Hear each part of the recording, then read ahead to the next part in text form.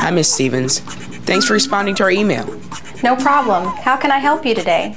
As I mentioned in the email, Jacob is worried about getting sick before his vacation. We're considering quarantining him in the treehouse. How does a quarantine work? Quarantine is a designated period of time for a person to stay away from other individuals and vice versa. How do you make sure the people who come around the astronauts are not sick? NASA created the Health Stabilization Program, or HSP for short.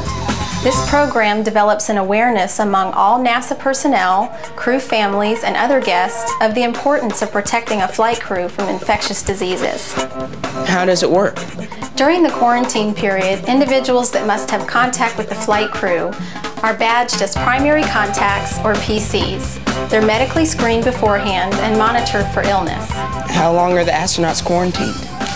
A quarantine, the time of limited contact, begins 7 days prior to a launch and extends through the actual launch date.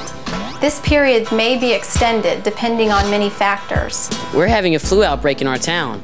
Would that affect the length of the quarantine? Yes, if there's an outbreak of illness in the community, we could lengthen the stay. It also depends on the crew's immunity to some illnesses. For the 7 days prior to the launch, the PCs are the only ones that can be within 6 feet of the crew. They also need to minimize their contact with the flight crew as much as possible. Meetings should be held in large areas to maintain adequate spacing of people. Shaking hands and embracing of the flight crew should be minimized as much as possible.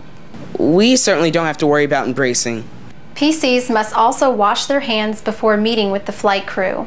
And most importantly, if a PC becomes ill, they should not have contact with the flight crew at all. It sounds like quarantine is the answer to my problem. Thanks, Miss Stevens. You've been a lot of help.